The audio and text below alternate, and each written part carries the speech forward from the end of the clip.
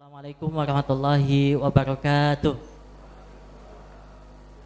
Alhamdulillahirabbil alamin, segala puji hanya milik Allah Subhanahu wa taala yang telah mempertemukan kita pada malam hari ini. Mudah-mudahan niat kita hadir di sini dicatat oleh Allah Subhanahu wa taala dan insyaallah dibalas dengan surganya nanti. Amin ya rabbal alamin. Sebelumnya perkenalkan, nama saya Ahmad Robiansal Faisal. Saya salah seorang kader dari sekian banyak kader dan juga salah seorang dai dari sekian banyak dai yang diutus oleh Dewan Dakwah Islamiyah Indonesia pedalaman Nusantara. Pada malam hari ini saya ingin berbagi sedikit kisah pengalaman ketika kami berdakwah di pedalaman Nusantara. Sebelum kita nanti ambil tanggung jawab kita masing-masing dalam tugas dakwah ini. Tempat tugas saya Pulau Buru. Ada yang tahu Pak Pulau Buru di mana? Ya, ada di sini Pak. Pulau Buru di Maluku. Jadi tempat tugas saya namanya Desa Waihotong Baru, Kecamatan Air Buaya, Pulau Buru, Maluku. Untuk sampai ke tempat tugas saya dari Jakarta butuh waktu 3 hari 2 malam dengan rute tempuh yang tidak mudah. Dari Bandara Soekarno-Hatta kita harus terbang ke Patimura Ambon. Dari Patimura Ambon kita transit ke Pelabuhan Galala namanya.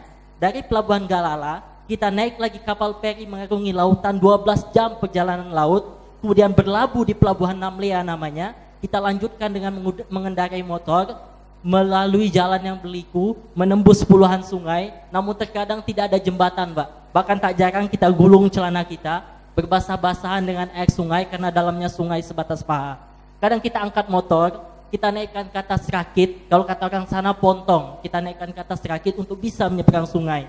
Sampai di seberang sungai masih masuk jalan setapak lagi yang kiri kanan hanya ada hutan dan pegunungan. Kemudian sampai di ujung ada sebuah kampung. Kami pikir di sana tempat kami bertugas, ternyata belum sampai Pak. Kami naik lagi sampan yang kecil namanya Ketinting, membelah lautan lagi yang tak jarang ukuran ombaknya lebih besar daripada sampan yang kami naiki. Alhamdulillah kami sampai juga di tempat tugas namanya Desa Waihotong Baru.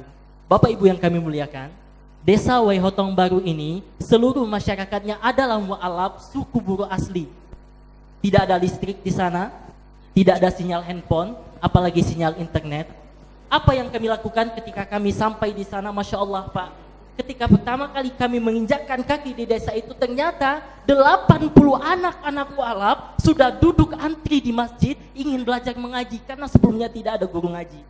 Saya ingat betul ketika itu jumlah Iqra cuma ada 5, santri ada 80, tapi anak-anak di sana sangat semangat. Mereka rela antri mengaji dari jam 3 sore sampai jam 9 malam, bergantian 5 Iqra karena di sana tidak ada listrik, hanya berterangkan lampu pelita. Masya Allah, semangat mereka yang begitu besar mengalahkan segala kendala. Buktinya apa? Sekarang tidak kurang dari 40 anak-anak sudah fasih membaca Al-Quran di sana. 2 di antaranya sudah hampir hafal 2 juz di sana. Bapak Ibu yang kami muliakan, selain membina anak-anak, kami mencoba membina ibu-ibu di sana. Ibu-ibu mu'alaf di sini hampir belasan tahun masuk Islam, tetapi tidak bisa mengaji apalagi sholat. Saat pertama kami datang ke sana, kami ajak ibu-ibu di sana, Bu, ayo ikut pengajian di masjid. Bu, ayo ikut sholat di masjid. Ada catatan kecil. Apa jawab sang ibu? Ustadz, katong sangat ingin pergi mengaji Ustadz. Katong itu kita Pak. Katong sangat ingin pergi belajar sholat bersama Ustadz di masjid, tetapi katong malu. Saya tanya, kenapa ibu malu? Katong malu Ustadz. Katong seng ada jilbab untuk mengaji Ustadz. Katong seng ada mukena untuk belajar sholat bersama Ustadz di masjid. Katong malu untuk datang ke masjid. Kami tidak ada jilbab dan mukena untuk belajar sholat dan mengaji di masjid. Masya Allah Pak Bu, hanya lantaran tidak ada jilbab dan tidak ada mukena menghalangi niat suci ibu-ibu di sana untuk belajar sholat dan mengaji di masjid. Nama Allah Maha melihat dan Maha mendengar. Ada saja pertolongan para muhsinin kepada kita. Ini ketika saya membagikan jilbab dan mukena kepada ibu-ibu di sana. Alhamdulillah tidak kurang sekarang dari 50 ibu-ibu sudah pasti membaca Al-Quran dan tentunya sudah bisa sholat sendiri di sana. Kemudian Bapak Ibu yang kami muliakan, ini gambar yang sederhana. Gambar ketika saya khotib Jumat di sana, tapi jangan pandang gambarnya Pak. Ketahuilah di desa ini dan berpuluh-puluh desa dari desa ini sepanjang tahun hampir tidak pernah melaksanakan sholat Jumat. Bukan lantaran mereka tidak mau Pak, bukan. Tetapi tidak ada khotib, tidak ada penceramah yang membimbing mereka melaksanakan kewajiban sholat Jumat. Saya ingat betul ketika pertama kali sampai, jumlah jamaah cuma 5 Pak. saya, 2 orang mudin, 1 orang imam, dan seorang anak kecil. Tapi saya tidak putus asa, saya ajak terus dari Jumat ke Jumat, dari bulan ke bulan. Alhamdulillah sampai sekarang sholat Jumat ditegakkan terus di sana. Dan alhamdulillah juga kami menjadi khotib tetap di sana Pak, karena tidak ada khotib pengganti. Kemudian Bapak Ibu yang kami muliakan, ini gambar Ustaz Ruslan Huban. Bayangkan Pak, beliau bertugas di Desa Tonde.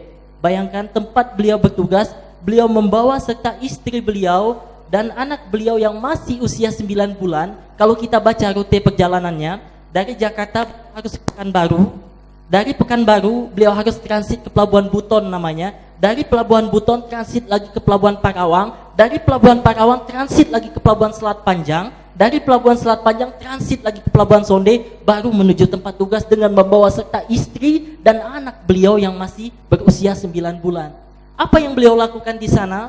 Beliau melakukan pembinaan, alhamdulillah keren, tidak kurang dari orang suku Akit di sana masuk Islam di tangan Ustadz Alan.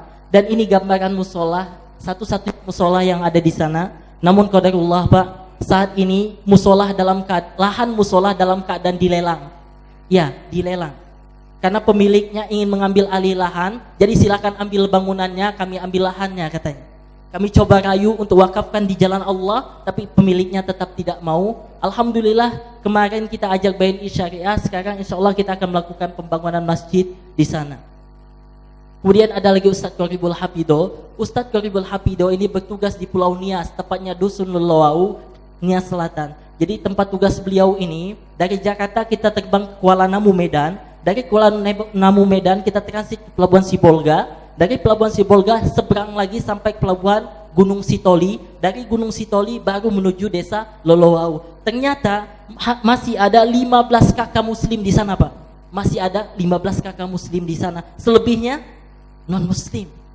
Tapi 15 kakak ini tidak tinggal pada satu desa, melainkan berbeda-beda desa. Jadi setiap harinya Ustadz Qoribul Hafido harus menjemput anak-anak di sana untuk diajari mengaji dan keislaman.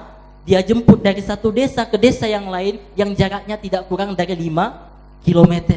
Itu yang dilakukan oleh Ustadz Qoribul dengan menggunakan motor wakaf. Jadi kita ada program Saatnya Dai dibekali. Barangkali hadirin yang ada di sini ingin berkata, Ustadz saya siap menyumbangkan 1 sepeda motor untuk mendukung dai di pedalaman, insya Allah kita terima. Atau Ustadz kami siap menyediakan apa untuk dai di pedalaman, insya Allah Dewan Dakwah akan terima. Kemudian ada lagi Ustadz Robito Alam Islami. Beliau bertugas di Pulau Kera, Nusa Tenggara Timur. Kalau kita pernah Laskar Pelangi, dia di Belitung yang Ustadz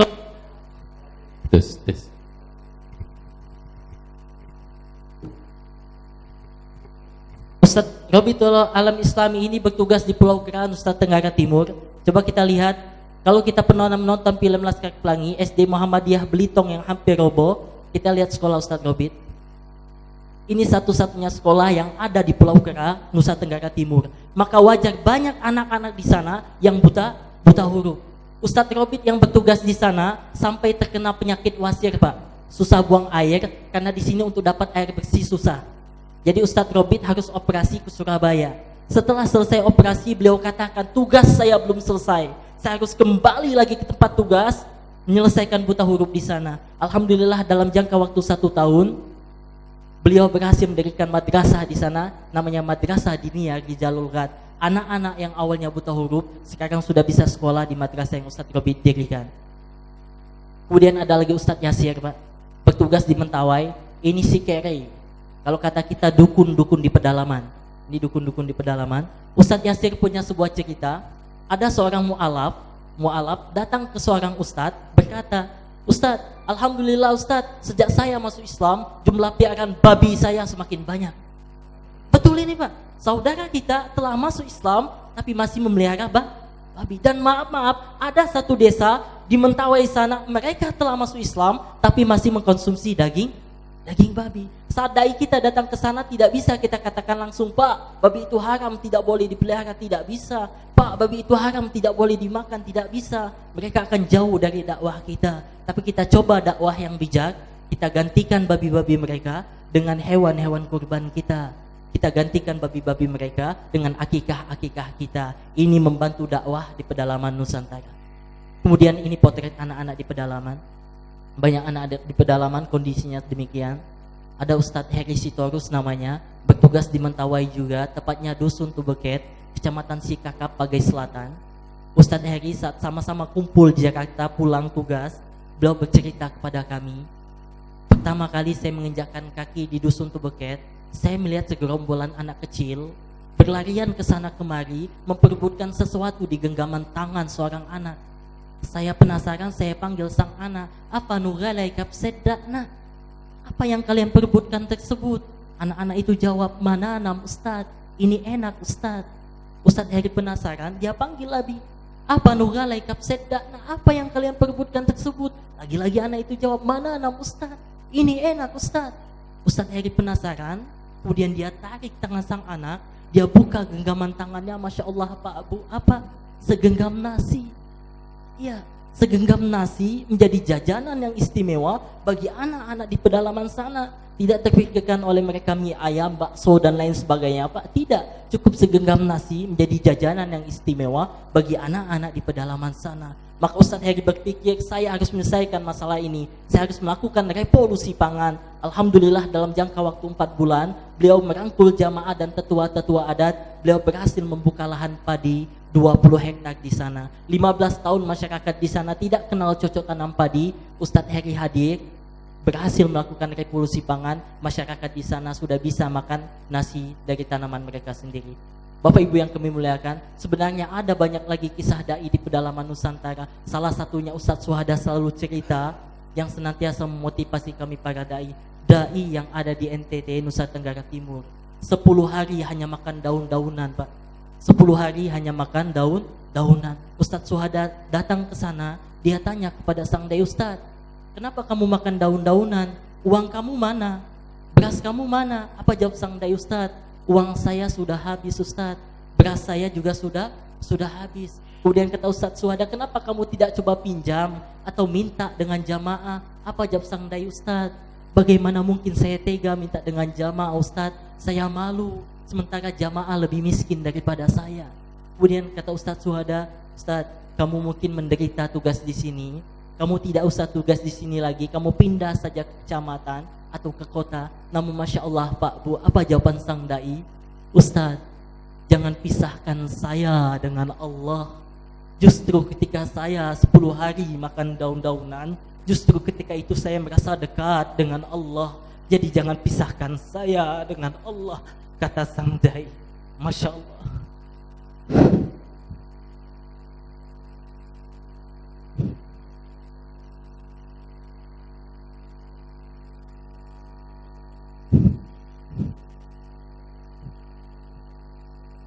Inilah kisah dai yang senantiasa memotivasi kami para dai untuk bertugas di pedalaman Nusantara. Bapak Ibu yang kami muliakan, ada banyak lagi kisah dai di pedalaman yang tentunya tidak akan cukup waktu kalau kami sampaikan semuanya di sini. Yang kami ingin katakan bahwasannya tugas dan tanggung jawab dakwah ini bukan hanya ada pada kami para dai, bukan hanya ada pada lembaga dakwah, bukan.